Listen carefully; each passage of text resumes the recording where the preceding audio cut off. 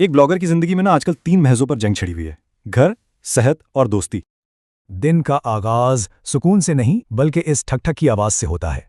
घर में हर तरफ काम चल रहा है, कहीं पेंट, कहीं तोड़-फोड़, सोने की भी कोई जगह नहीं बची। हालात इतने खराब हैं कि वो कह रहा है भाई मुझे कोई किराए पर ही कमरा ले दो। घर की रेनोवेशन तो चली रही थी, तो सोचा क्यों ना अपनी भी रेनोवेशन करवा ली जाए। डॉक्टर ने कहा रिपोर्ट्स ठीक नहीं है, दवाई नहीं, पहले अपनी खुराक बदलो, पूरा सिस्टम खराब हो चुका है। तो न्यूट्रिशनिस्ट ने जो डाइट प्लान भेजा उसमें 1-2 नहीं पूरी 51 चीजें थीं। और ये कोई आम चीजें नहीं, सब mummy daddy items, broccoli, quinoa, नाम भी पहली बार सुने हैं। और जब इन सब चीजों का बिल आया तो एक लम्हे के लिए तो होश ही उड़ गए।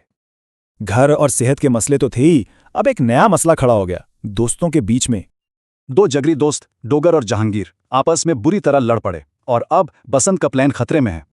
तो इनकी सुलह करवाने के लिए एक प्लान बना। जहांगीर को झूठ बोलकर बुलाया गया कि डोगर नहीं होगा। लेकिन असल मंसूबा तो कुछ और ही था। मकसद था बसंत से पहले हर हाल में सुलह करवाना। प्लान ये था कि जहांगीर को बुलाओ, डोगर को छुपाओ और फिर दोनों का आमना सामना करवा दो। और जब आमना सामना हुआ तो माहौल काफी गर्म हो गया। जहांगीर अपने ड्रामाई अंदाज में बोला, मारो मुझे मारो। बहुत बहस के बाद आखिरकार माफी तलाफी हुई और फिर हुई चुम्मियां, यानी दोस्ती दोबारा पक्की। तो चलो, अफरा तफरी के बीच एक मसला तो हल हुआ, दोस्तों में सुलह हो गई।